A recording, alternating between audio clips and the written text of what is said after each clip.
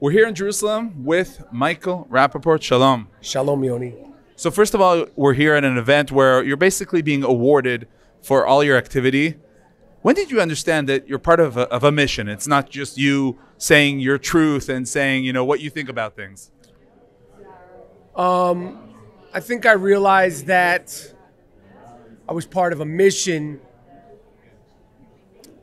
when I spoke at the rally in Washington, D.C. That's when I realized that I was part of a mission and not just speaking for I wasn't speaking for myself to begin with, but just sort of realized that when, it was getting out there to people, that whatever I'm saying in whatever way, shape, or form for a tiny bit of time makes people feel good or proud or laugh or heard or supported. And throughout the past months, you were also very angry. You didn't hide how angry you were, how frustrated you were, how disappointed you are from your colleagues in showbiz, and you still are. Yeah, I'm mostly angry about what happened. I'm mostly upset about what happened. I'm mostly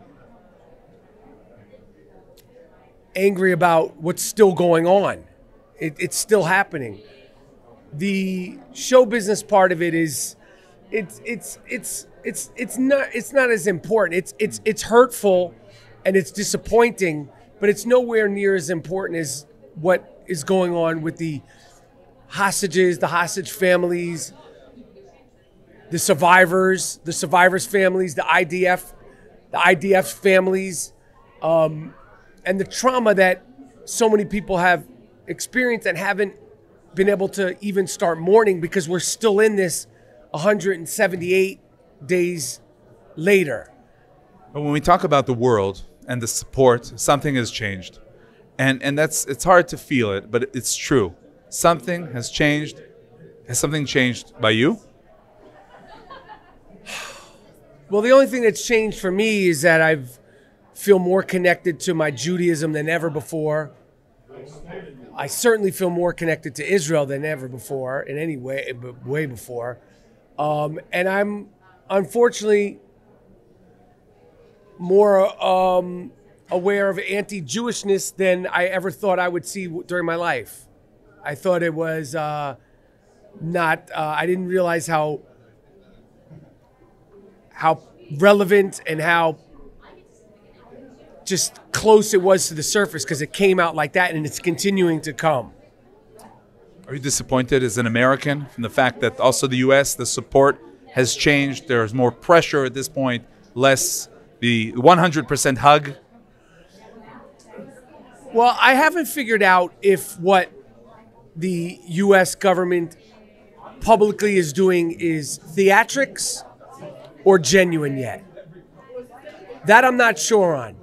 I'm not sure on that, because at the end of the day, actions do speak louder than words, although the words are hurtful. So I haven't figured out how much is show for votes and how much is abandoning Israel. That's just and that's something that's important, although you'd want both, but we are dealing with politicians in an election year, and we are dealing with the biggest politicians in the world from, both Israel and the United States, especially during an election year in the United States. I am extremely disappointed that in New York City, where I'm from, where I'm born and raised, New York City, that it has become acceptable to scream and yell, taunt, harass, and openly be anti-Jewish. That I'm very disappointed about. Let's just end with your activity. Do you feel that you're able to make a change? Isn't it sometimes frustrating that you're screaming out and shouting out, but the reactions are sometimes just, anti-Semitic? I don't speak with the idea that I'm going to make a change. I just try to combat it as much as I can. I try to bully the bullies. I think there's a lot of online social media bullying. I think there's a lot of bullying towards Zionists, towards Jewish people, and to Israeli people. And I just try to, hit them the same way they try to hit us. What gives you, optimism and good vibes during these terrible months. You've been here for how many times already? I've been here 3 times for a total of 6 weeks. What gives me optimism is the unbreakable, unique resilience of Jewish people, of Israeli Jewish people. There is a special, quiet toughness that I have so much respect, and I'm starting to understand more and more that I spend time here.